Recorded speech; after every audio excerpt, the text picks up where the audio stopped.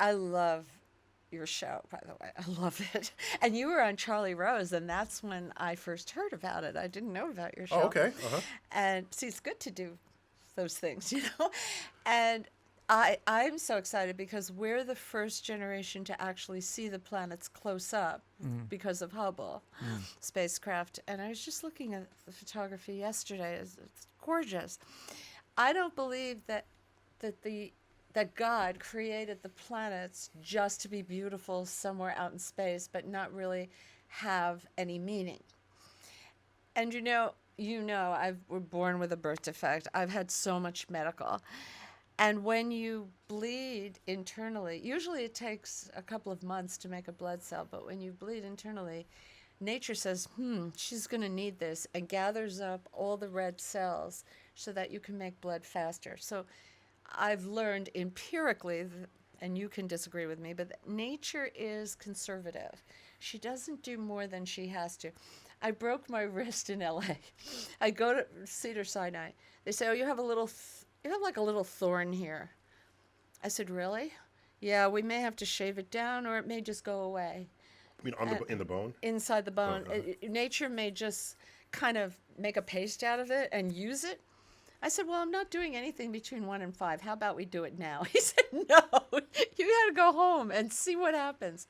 That little thorn went away, and nature did use it to help heal my wrist, and I didn't need an operation. I have come to the conclusion through several of these kind of medical things that nature tends not to do anything she doesn't have to.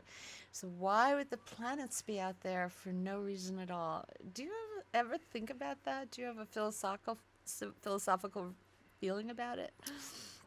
So I've stopped trying to explore purpose in the universe, Okay. because often that it leads to sort of hubristic thoughts, like the purpose of the universe is to enable my life so that I can do this. It's all about the I, rather than I'm not for everyone. I'm just saying that's where it tends to go when someone talks about purpose.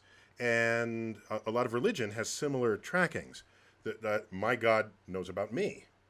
God made the whole universe, but knows about me and my faith. Well, that's why and we my pray that he cares about Well, exactly. me. So that's what Yeah. I'm saying. So this urge is very real. It's very human and it's very real.